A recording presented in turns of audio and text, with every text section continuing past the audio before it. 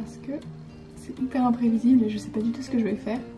Enfin, j'ai aucun contrôle dessus quoi. La dernière vidéo on l'a écrite, on a trouvé un découpage, je savais comment on allait la monter, je savais exactement ce que j'allais dire. Et là, c'est l'aventure. Du coup aujourd'hui, ce que je veux faire, c'est au moins commencer, je sais pas si je peux faire tout aujourd'hui, c'est de recréer mon identité visuelle. Parce que je crois que c'est la deuxième fois que je la refais. Et à chaque évolution majeure dans ce que je fais, et ben il faut que je revoie mon identité visuelle parce qu'elle reflète plus vraiment ce que moi j'ai envie d'évoquer, ce que moi je fais dans mon activité, etc. Du coup je voulais un peu expliquer les bases de ce que c'est l'identité visuelle parce que si on en entend parler, de charte graphique et on ne sait pas toujours ce que c'est exactement. À quoi ça sert une identité visuelle? Ça sert à être reconnaissable, c'est-à-dire que quand une personne passe par exemple de son compte Instagram à ton site internet ou à ta page Facebook si t'en as une, elle sait qu'elle est toujours au même endroit parce que les couleurs reviennent, les polices aussi, peut-être les illustrations que tu mets en avant, des photos, je ne sais quoi. Et tout ça a une cohérence entre eux et donc se rend reconnaissable. Ça sert aussi à créer une identité de marque qui est cohérente, c'est-à-dire que les émotions que tu transmets, les valeurs que tu veux faire refléter avec ton identité visuelle, tout ça c'est cohérent avec ce que toi tu veux faire passer au monde et c'est réfléchi, c'est pas fait au hasard. Aussi ça sert à avoir une trame dans tes visuels et dans tes supports, dans la création de tes supports, c'est-à-dire que au lieu de toujours hésiter entre 2-3 polices, quelle teinte de couleur etc tu veux, et ben t'as déjà toute ton identité visuelle qui est écrite et donc tu sais bah j'ai le choix entre toutes ces couleurs là, entre ce style de photo là, ces éléments graphiques, ces polices. Et donc ça va beaucoup plus vite. Pourquoi je recrée mon identité visuelle? J'ai déjà revu une fois mon identité visuelle, il y a 1 an je crois maintenant, parce que mon activité avait un peu évolué et que la première identité visuelle que j'avais faite ne me correspondait plus du tout et que j'avais envie vraiment de la faire évoluer. Jusqu'à maintenant j'avais toujours les mêmes couleurs, le même logo, les mêmes polices que j'utilisais, sauf que maintenant que mon activité elle a encore évolué, et bah, il faut forcément que je fasse évoluer mon identité visuelle et cette fois-ci je vais vraiment reprendre tout de zéro et tout revoir. Du coup ce que je dois créer, je dois refaire ma palette de couleurs, mon logo, définir mes polices d'écriture, mon style photographique, c'est-à-dire comment je vais retoucher les photos, si j'utilise des photos libres de droit, à quoi elles doivent ressembler, quels éléments elles doivent comporter, etc. Définir mon style graphique aussi, c'est-à-dire que quand je crée des visuels, quels éléments je vais utiliser, quelle composition, etc. Puis à partir de ça, je vais créer des motifs, des éléments graphiques, et enfin tous les supports visuels dont j'ai besoin, c'est-à-dire mes photos de profil, des bannières, mes highlights de story, peut-être des templates de story. Il y a beaucoup à faire. En premier, je vais du coup faire mon mood board. J'ai déjà rassemblé plusieurs images, donc je vais les mettre ensemble sur un plan de travail pour que je vois un peu là où je vais, ce qui ressort déjà de ces images-là. Je pense qu'il y aura déjà un style de photo qui va se distinguer, peut-être des éléments graphiques. Donc, je vais aller chercher mes photos. Toutes les photos là que j'ai prises, c'est des photos qui viennent de Unsplash, qui est un site de photos libres de droit, mais de belles photos quoi. Je reviens quand j'ai fait tout ça.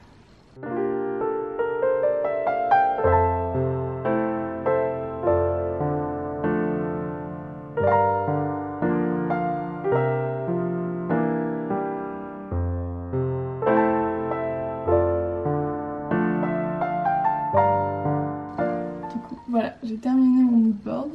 C'est une première version, mais en fait elle va pas forcément évoluer parce que c'est juste la phase initiale, juste pour me guider un peu. Voilà, j'ai choisi plein d'images qui reflètent un peu ce que moi j'ai envie de faire ressentir quand les personnes voient ma marque, quand elles interagissent avec ma marque, comme on dit. Une tasse de thé, comme j'adore. Des livres, c'est très cottage, anglais, tout ça. C'est vraiment ce truc un peu ancien et simple, j'ai envie de dire. Je sais pas, ça me fait penser à une vie plus simple quoi, à la campagne, dans un village. Ça c'est parce que c'est un élément graphique que j'aimerais bien réutiliser.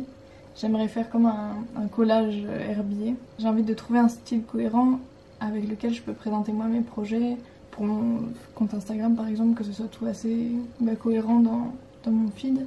Et que j'ai une manière à moi de présenter, pas juste présenter l'image du projet, mais si j'ai une composition un peu plus en collage, etc. Ça me donne la liberté d'utiliser plusieurs éléments de la marque que j'ai créée, mais en utilisant mon identité visuelle à moi. Je sais pas si ça a du sens. Voilà, donc ça c'est mon moodboard. Maintenant, il faut que je crée ma palette de couleurs. J'ai déjà une première version. Faut que je la sorte ici. mais je pense que va falloir que je l'ajuste un peu. Donc voici mes couleurs pour l'instant. J'ai envie d'avoir des couleurs plus posées parce qu'à un moment j'ai hésité à prendre des teintes beaucoup plus colorées, franches, etc. Et en fait je me rends compte que c'est pas vraiment mes couleurs à moi, et même en ce moment sur mes créations elles commencent à s'orienter sur plutôt des couleurs comme ça. Du coup ça avait du sens pour moi de prendre des couleurs qui me ressemblent un peu plus, et quand je vois mon moodboard à côté, pour moi ça a plus de sens quoi. Mais je pense qu'il faut que j'ajuste un peu les bleus peut-être. Il me paraît très éteint. J'ai presque l'impression que c'est le même bleu que derrière que j'ai choisi. Et aussi quand ça me fait rire parce que ça c'est vraiment les couleurs de mes vêtements tous les jours presque. Même quand je m'habillerai je serai dans mes teintes, ça serait super. Ah mais en vrai c'est pas mal. J'aime beaucoup ce jaune là, peut-être je vais le modifier un peu. J'essaye en général quand je passe d'une teinte à l'autre, par exemple celle-là, pour créer les déclinaisons, je modifie pas la roue là, je modifie juste la saturation et la luminosité.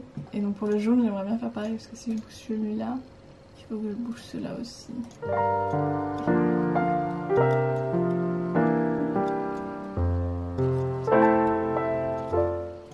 Je vais peut-être exporter cette image et la regarder sur un autre écran. D'un écran à l'autre ça change beaucoup et je sais que des fois ça me surprend. Donc je vais exporter ça, je vais le regarder sur mon iPad. C'est bon, j'ai mes couleurs par magie. Mais en fait c'est assez similaire. J'hésite, j'ai l'impression que le jaune il est un peu trop orangé quand même. Je vais juste modifier à nouveau le jaune, je vais le remettre comme il était avant. Parce que là je sais pas, je trouve trop orangé. Au millimètre que ça se joue. Je pense qu'on va valider ça, c'est bien que j'avais déjà un peu testé et tout ça et ça marche bien ensemble. Après il faudra aussi que je définisse un peu la hiérarchie entre guillemets des couleurs, c'est-à-dire lesquelles j'utilise le plus, lesquelles serviront à quoi, etc. Même quand je ferai mon site internet, j'en aurais bien besoin. Ah le chat. Bastien, tu peux t'occuper du chat.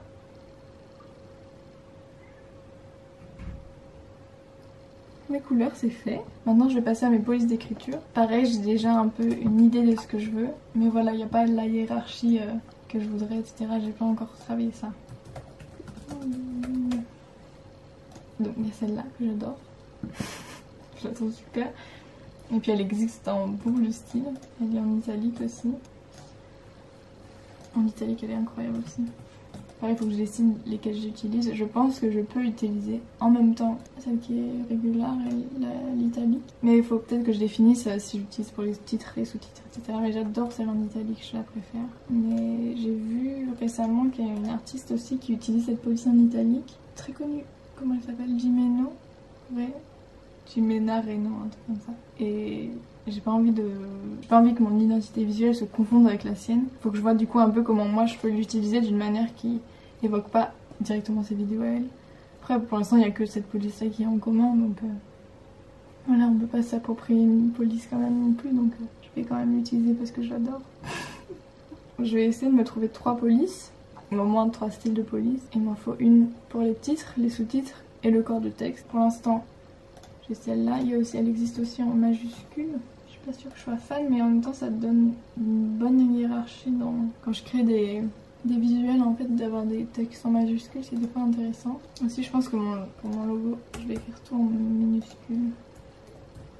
Et avec cette police là. Pourquoi ça pourrait être en italique? Je suis déjà à l'étape où les mots que j'ai écrits, ils veulent plus rien dire. C'est juste des lettres comme ça qui n'ont aucun sens. C'est plus du français. Je pense comme ça va m'aider à visualiser parce que juste comme ça en ligne, je vais pas trop réussir à trouver laquelle me plaît le plus pour quelle partie. C'est que je vais écrire un manuscrit aussi. Maintenant il faut que je me trouve une police de corps de texte. Là je vais mettre un texte d'exemple. Je vais pas écrire n'importe quoi. Faut que j'en essaye plusieurs.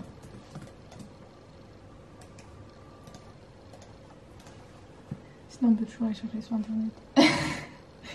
Il y a des super sites d'associations de police dans lesquels on peut s'inspirer. Je vais aller voir si je trouve quelque chose.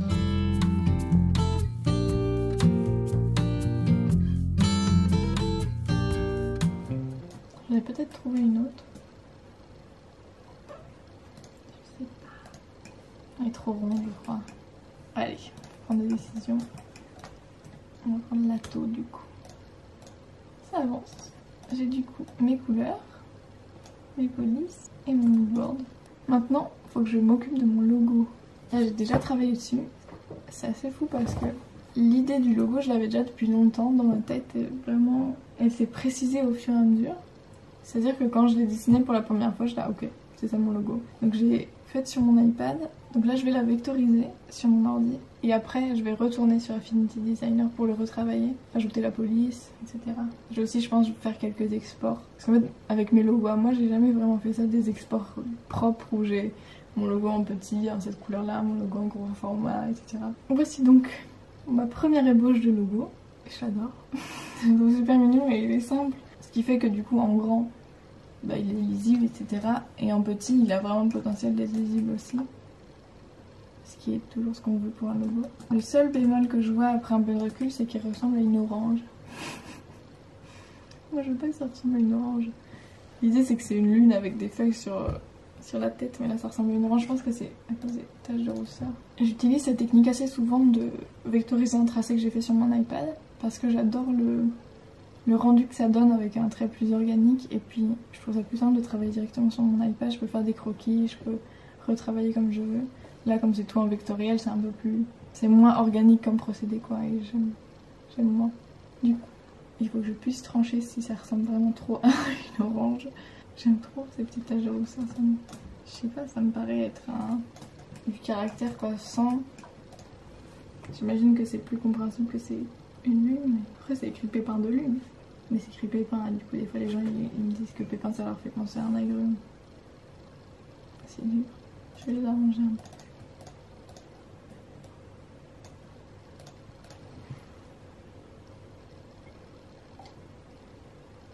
peu. Ouais, je vais les ajuster un peu.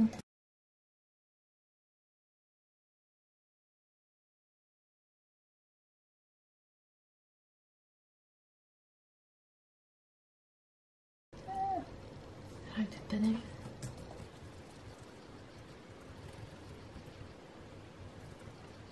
On va laisser les feuilles comme elles sont. Voilà. Et ensuite, du texte, c'est bon. Je sais pas encore si je mets en italique. Ça, c'est ce que j'avais fait à la base. Le truc intéressant, c'est que quand j'ai dessiné le logo, enfin le pictogramme, j'ai essayé de faire la texture qui est dessus qui ressemble le plus possible à cette police parce que je savais déjà que je voulais utiliser cette police. Voilà, du coup, je trouve que ça donne une vraie cohérence. Alors, l'italique. C'est moins lisible, je crois. Je vais garder le reculaire du coup. Voilà. Un logo en 5 minutes. Ce sera ça mon logo et puis comme ça, quand j'enlève juste ça, il est très utilisable aussi. Voici sur un fond, peut-être.